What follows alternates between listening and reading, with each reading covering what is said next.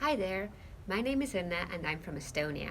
I'm studying landscape architecture and planning at Wageningen University. In this video, I'm going to tell you something about student housing in Wageningen, so let's get right to it.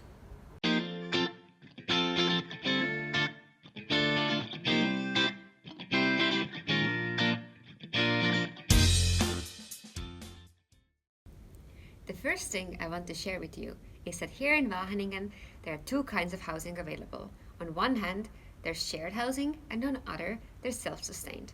So how shared is shared, and what does self-sustained exactly mean? Let's take a closer look.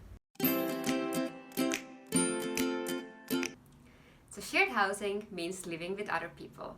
But don't worry, you also get your own room for whenever you need privacy.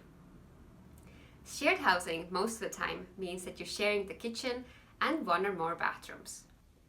The biggest advantage of shared living is that you get to meet people and there's always something going on. Flatmates often cook together and have dinners together, but also party and have movie nights. Next to that, you also get much more space. So for example, when you want to have your friends over for dinner, there's plenty of room to do so. In a studio, you would just have to place them on your bed. And finally, you also don't have to buy a lot of stuff for the kitchen because it's already there, such as knives, pots and pans, and so on. Sometimes flatmates also share the staple items, such as onions and salt and pepper. Now I'm going to tell you something about self-sustained housing, which basically means that you are living on your own. You have your own small kitchen station and the bathroom within your studio. Of course, there are some pros and cons to consider when choosing for a self-sustained room. First of all, even though you have enough privacy, there is no common area, which means that it's quite difficult to just casually meet people.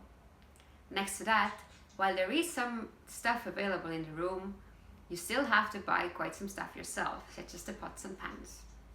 The good thing is that you are the only one responsible for your living area. You can be as messy or as clean as you like. And finally, while it might seem more expensive than shared housing, it is possible to get some rent subsidy from the Dutch government. So now that we have that covered, let me tell you how to find a room in Wageningen. Idealis is the largest housing company in the city and should be your first point of contact. How exactly Idealis works is something that I wrote about in my blog post, so go check it out, follow the steps, and let us know if you have any questions. I also know firsthand that finding a room can be quite a stressful process, but don't worry, I can assure you that it all works out in the end. You can also check out the Facebook group called Wageningen Student Plaza. On this page, people also share rooms that are available. Alright, so that was all for this video. I hope you now have a better idea of what kind of student housing Wageningen has to offer. In the upcoming videos, we will show you the different student housing in more detail. Hope to see you soon!